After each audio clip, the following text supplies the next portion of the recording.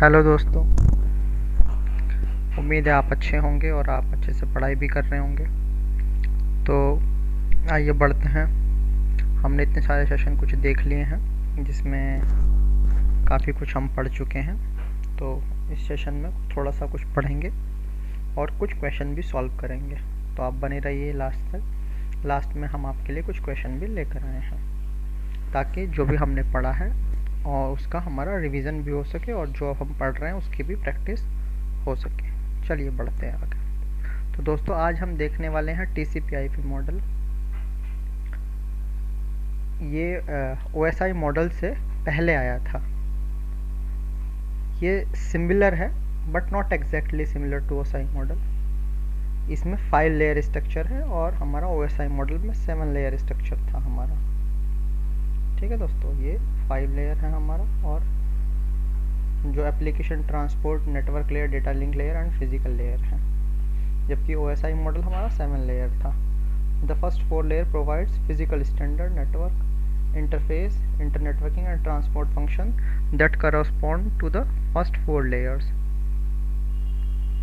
So it is a hierarchical protocol made up of interactive modules and each of them provides specific functionality.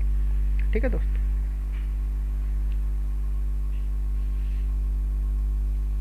तो आगे बढ़ते हैं, देखते हैं।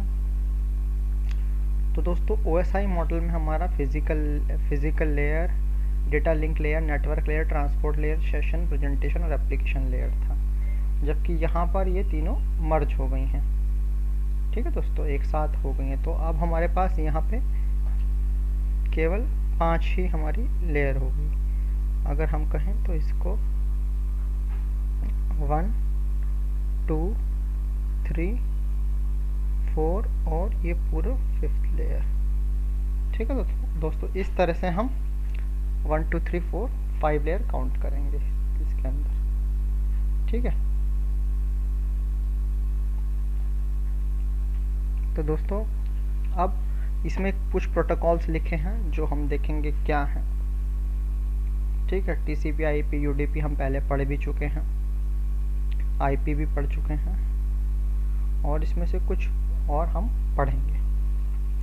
तो आइए बढ़ते हैं आगे की तरफ। अब ये हमारे कुछ प्रोटोकॉल लिखे हैं, हम इनकी फुल फॉर्म लिखेंगे क्योंकि हमारे एग्ज़ाम में फुल फॉर्म भी काफ़ी पूछी जा रही हैं या पूछी जाती हैं, चांसेस भी होता है कि पूछी जाए। ठीक है, तो दोस्तों HTTP है हाइपरटेक्स्ट ट्रांसफ़र प्रोटोकॉल। तो ये है दोस्तों हाइपर टेक्स्ट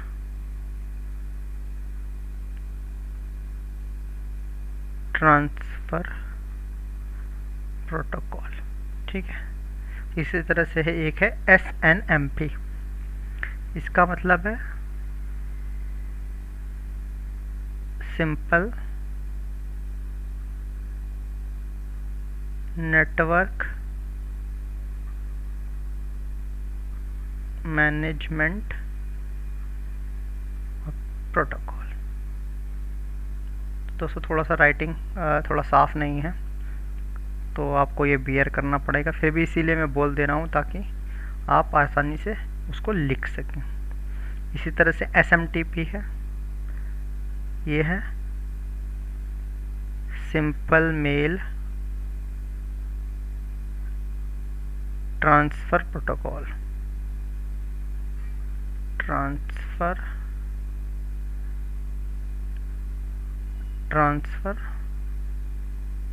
प्रोटोकॉल। ठीक है दोस्तों, इसी तरह से RPC remote procedure call.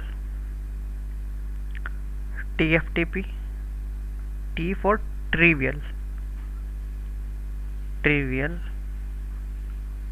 File transfer protocol. ठीक है दोस्तों, DNS ये भी दोस्तों पूछा जाता है, ये काफ़ी भी पूछा जाता है। इसका है डोमेन नेम सिस्टम। दोस्तों इसमें से कुछ हम देखेंगे भी डिटेल में कि क्या होता है और क्या नहीं होता है। दोस्तों एक काफ़ी वर्ड यूज होता है टेलनेट। टेलनेट का है टर्मिनल नेटवर्क। ठीक है दोस्तों, इसी तरह से FTP है file transfer protocol. File transfer protocol. ठीक है दोस्तों, इसके बाद है NFS network file system. N for network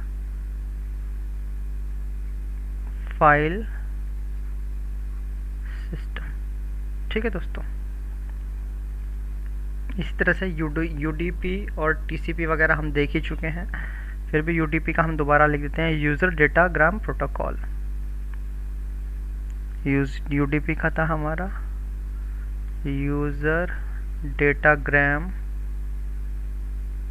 protocol. ठीक है दोस्तों, TCP का भी हमने पढ़ा था। TCP का क्या था बताएं? TCP का था हमारा ट्रांसमिशन कंट्रोल प्रोटोकॉल। TCP का था transmission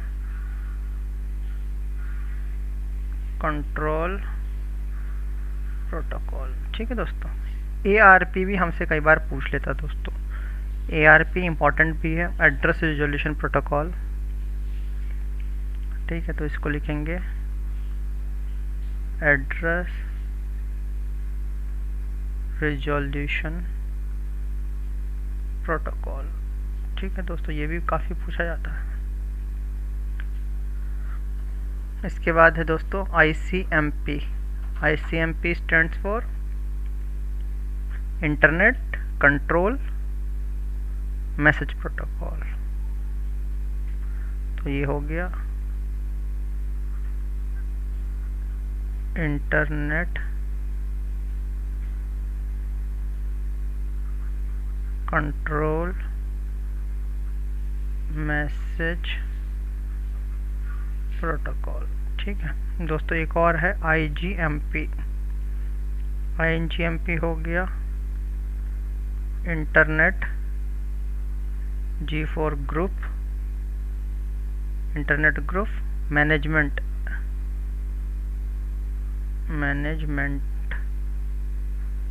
protocol.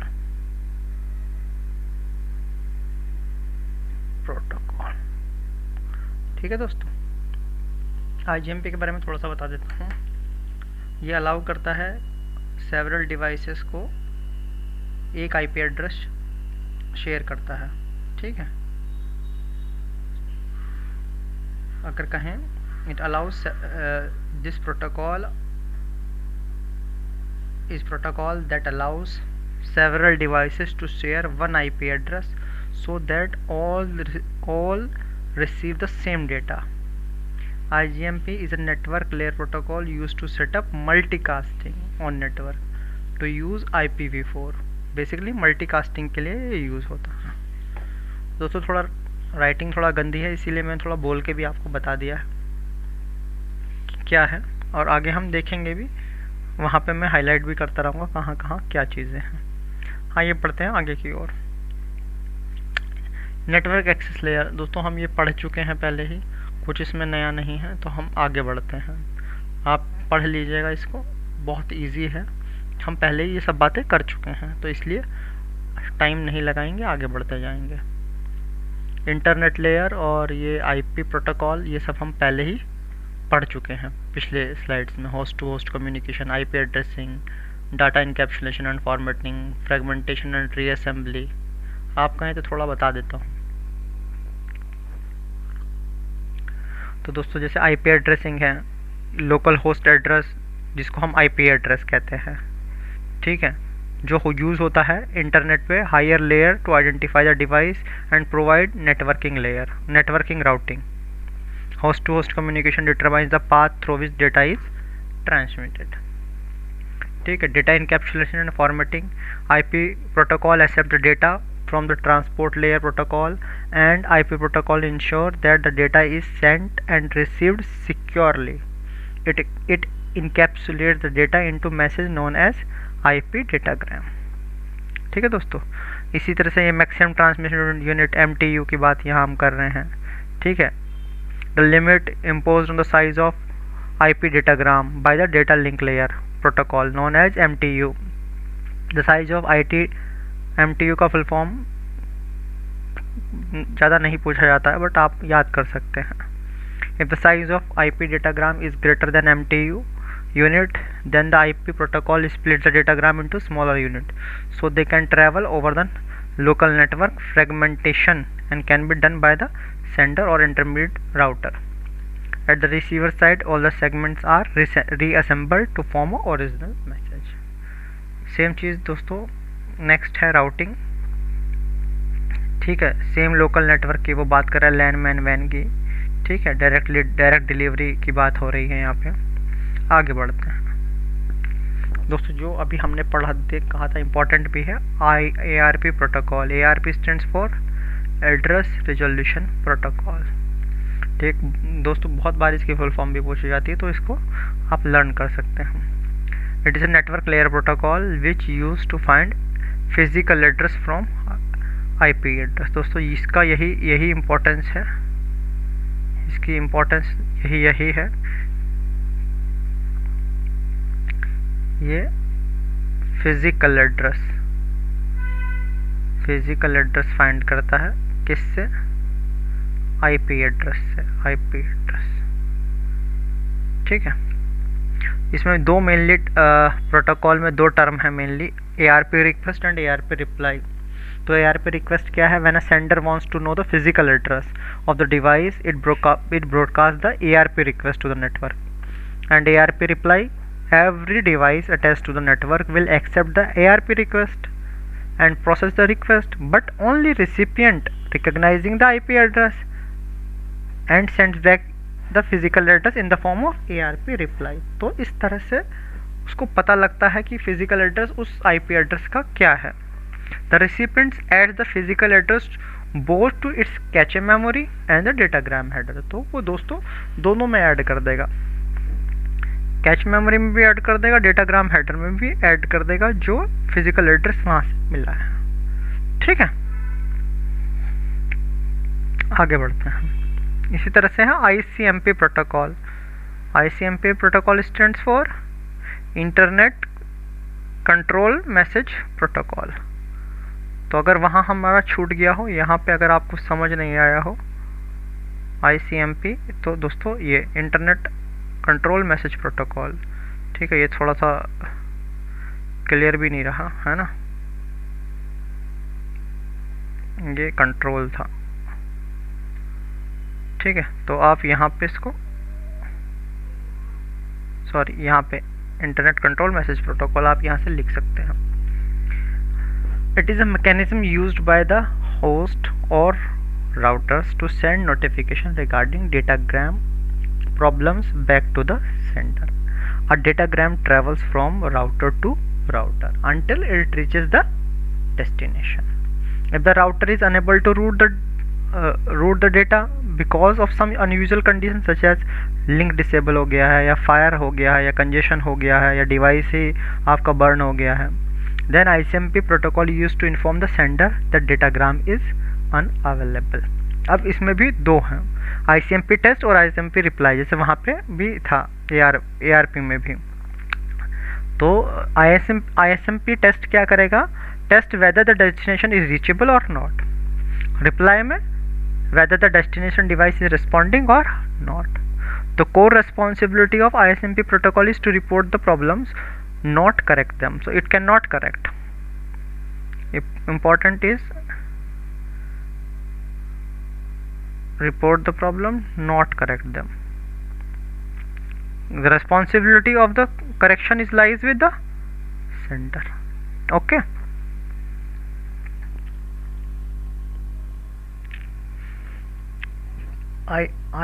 ICMP can send the message only to the source, only to the source, but not the intermediate routers, because the IP datagram carries the address of the source and destination, but not the router that is passed to. So that is important. Next is transport layer. दोस्तों वैसे तो हम पिछले slides में देख चुके हैं, but यहाँ थोड़ा सा डिटेल में हम देखेंगे। Transport layer is responsible for reliability, flow control, correction of data which is sent over the network. यहाँ पे हमने यूडीपी है और टीसीपी है, तो यहाँ से भी आप फुल फॉर्म आप लिख सकते हैं यूडीपी की और टीसीपी की। तो UDP user datagram protocol, it provides connectionless, हमने बात की थी पहले भी, connectionless service, end to end delivery of transmission, unreliable protocol, while जबकि टीसीपी हमारा रिलायबल है। केवल ये डिस्कवर करेगा कि कोई एरर आया है, बट क्या एरर आया है ये नहीं बताएगा। User data protocol discover the error and ISMP protocol reports the error, ठीक है, to the sender that user datagram has been damaged. ठीक है दोस्तों, UTP consist of following field, क्या सोर्स एड्रेस होगा, सोर्स पोर्ट एड्रेस जो कि 16 bit का होगा, डेस्टिनेशन पोर्ट एड्रेस जो 16 बिट का होगा, टोटल लेंथ में जो होगी वो 16 बिट की होगी, और चेकसम रखेगा 16 बिट का। Total length defines the number of bytes that user datagram in bytes. Okay, UTP does not specify which packet is lost. UTP contains only checksum. It does not contain any ID of data segment. So दोस्तों UTP में सिर्फ ये पता लगेगा कि कोई problem, कोई हमारा डेटा लॉस हुआ है, बट ये नहीं पता होगा कौन सा डेटा लॉस हुआ है, क्या डेटा लॉस हुआ है, तो टोटली अनरिलायबल है। आप समझ भी गए होंगे, ये हमने पहले भी अच्छे से एक्सप्लेन किया था पिछले में। ठीक है, आइए आगे देखते हैं। नेक्स्ट है TCP, Transmission Control Protocol, provides full transport layer service to the application. It create virtual circuit का मतलब डेडिकेटेड पाथ वो बना लेगा सेंडर एंड रिसीवर के बीच में, एंड ये एक्टिव रहेगा कंप्लीट ड्यूरेशन में जब तक ट्रांसमिशन हमारा चलेगा। That's why it is reliable protocol, it detects the error and retransmit. तो ये इसको पता होता है कि कौन सा फ्रेम, कौन सा मैसेज, कौन सा कितना पार्ट हमारा मिस हो गया है, तो उतने ही पार्ट को वो रीसेंड कर देगा। Therefore it ensure the all the segment, जितने भी सेगमेंट है, must received and acknowledged before the transmission is considered to be completed and.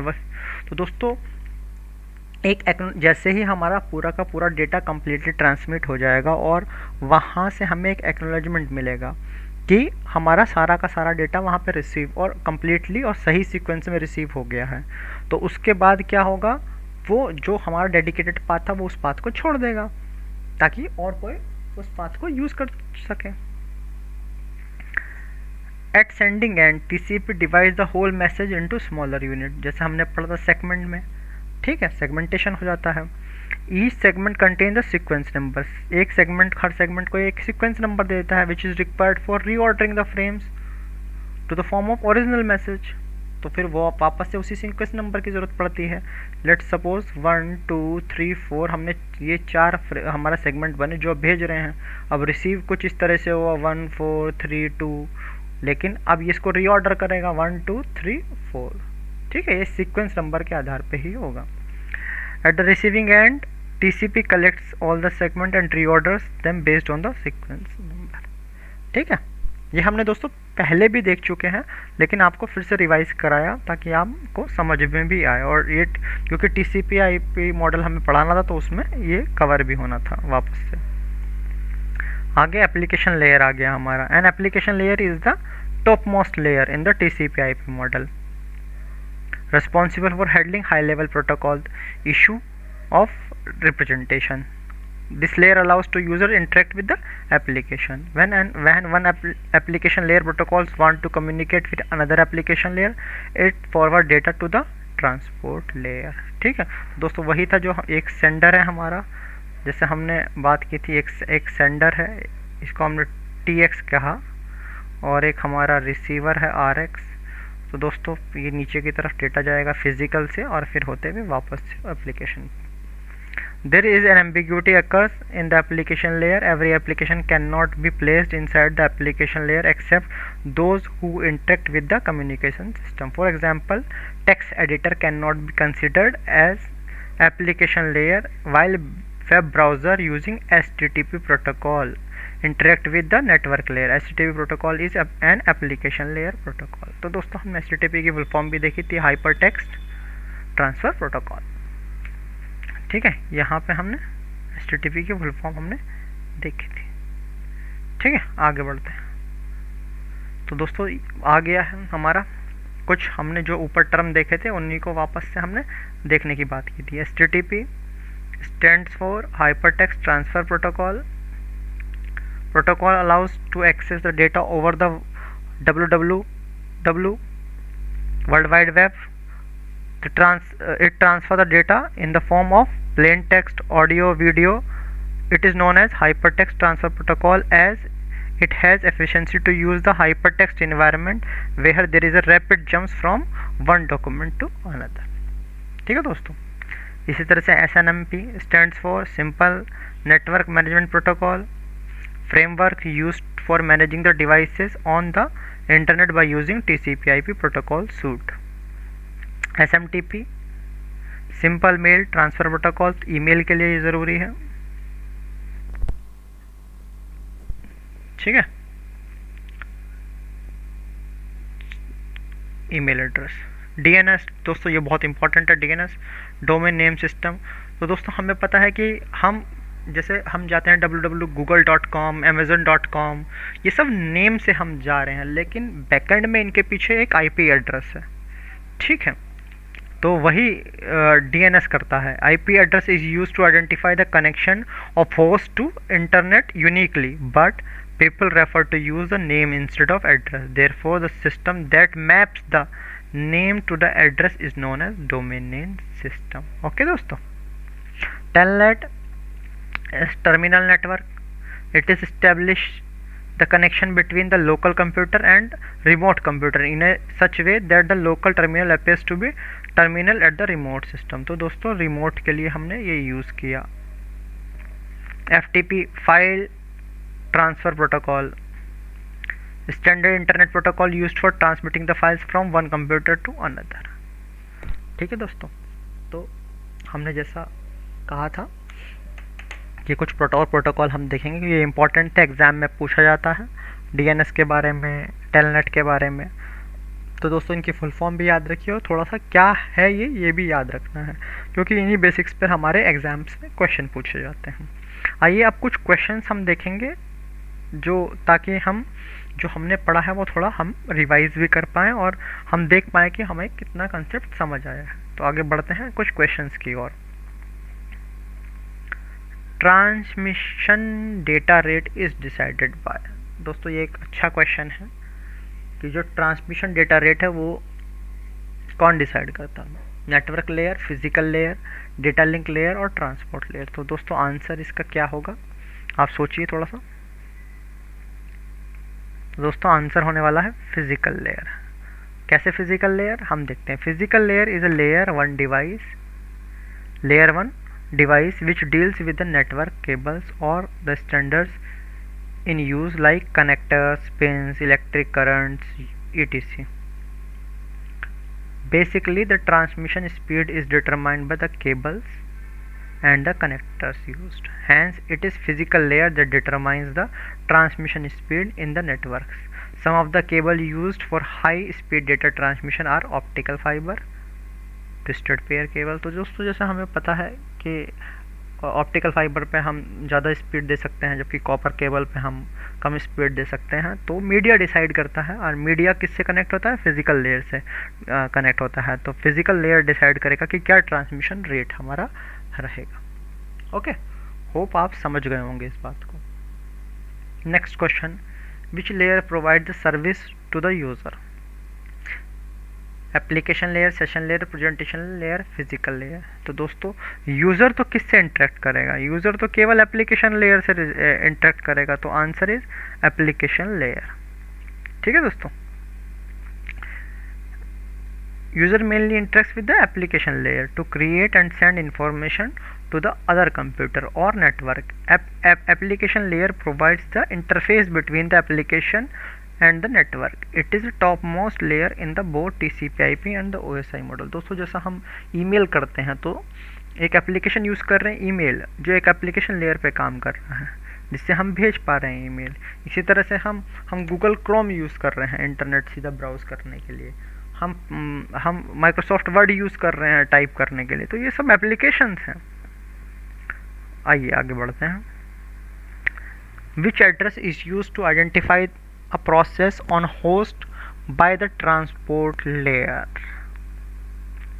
दोस्तों ये इम्पॉर्टेंट है।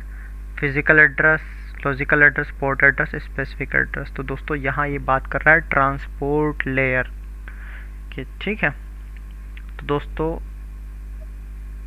पोर्ट नंबर इज इम्पॉर्टेंट, तो answer is C, port address, ठीक है दोस्तों। port address, it is important. A port number is a way to identify a specific process to which an internet or the other network message is to be forwarded when it arrives at a server. कुछ example दोस्तों मैं बता देता हूँ जो बहुत frequently question पूछा जाता है। पोर्ट नंबर 20 यूज़ होता है दोस्तों FTP के लिए, ठीक है। पोर्ट नंबर 22 दोस्तों यूज़ होता है SSH के लिए,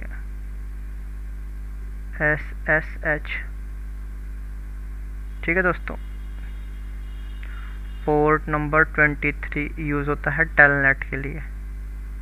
दोस्तों इस पे भी क्वेश्चन आ जाता है कि कौन सा पोर्ट नंबर किसके लिए यूज़ होता है आइडेंटिफाई करने के लिए। कुछ स्पेसिफिक है, कुछ ओपन रहता है, जैसे पोर्ट 80 जनरली ओपन रहता है, इस तरह का होता है, जबकि पोर्ट 20, 22, 23 ये फिक्स्ड है, ठीक है।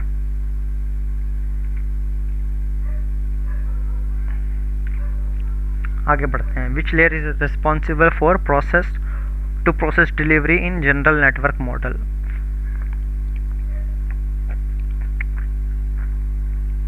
प्रोसेस टू प्रोसेस डिलीवरी की बात कर रहा है, तो दोस्तों answer is B, transport layer. The role of transport layer यानी layer 4 is to establish a logical end to end connection between two systems in a network. The protocol used in transport layer is TCP and UDP. The transport layer is responsible for segmentation of data. It uses ports for the implementation of the process to process delivery. ठीक है दोस्तों, तो transport layer से related ये भी है। Hope आप समझ गए होंगे।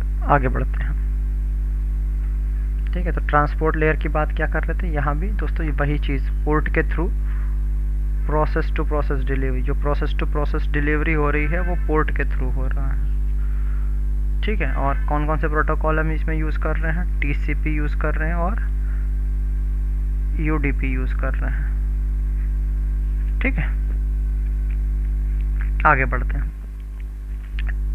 अभी जो पढ़ा हमने TCP/IP model was developed the OSI model, तो दोस्तों हमें पता है, हमने बात की थी प्रायर टू, यानी पहले हुआ था।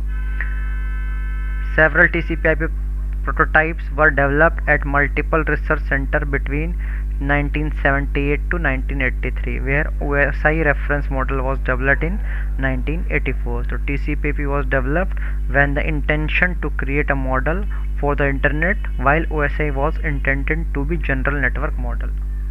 ठीक है दोस्तों। Question number 6. Which address is used on internet for employing the TCP/IP protocol? Options ये given है, physical address, logical address, port address, specific address, all mentioned, तो all mentioned आंसर है D, ठीक है दोस्तों। The physical, logical, port and specific address are used in TCP/IP protocol. All the addressing scheme that is physical or MAC and logical address, port address and specific address are employed in both TCP/IP and OSI model. In TCP/IP the address are more focused on the internet implementation of these address, ठीक है। आगे बढ़ते हैं दोस्तों। 7. Which layer is used to link the network support layers and user support layer? Session layer, data link layer, transport layer, network layer. दोस्तों answer है इसका सी, transport layer, जो लिंक कर रहा है नेटवर्क सपोर्ट लेयर को और यूजर सपोर्ट लेयर को। ठीक है दोस्तों, physical data link and network layers are the network support layers. ठीक है, तो हमारी फिजिकल, डेटा लिंक और नेटवर्क, ये तीन हमारी हो गई आपकी नेटवर्क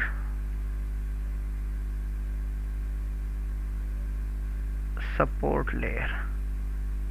ठीक है दोस्तों, and application, presentation and session. तो एप्लीकेशन, प्रेजेंटेशन एंड सेशन, ये तीन लेयर हमारी हो गई हैं आपकी यूजर सपोर्ट लेयर।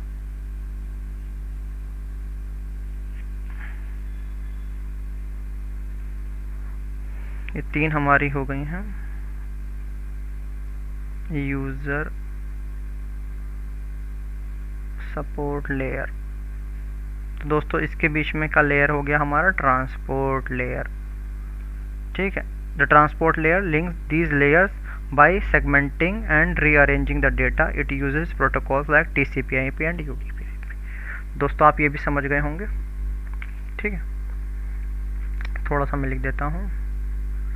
ये एप्लीकेशन हो गया, ये प्रेजेंटेशन लेयर हो गई, ये सेशन लेयर हो गई, ये नेटवर्क लेयर हो गई, ये डेटा लिंक हो गई, और ये फिजिकल लेयर हो गया, और ये हमारा ट्रांसपोर्ट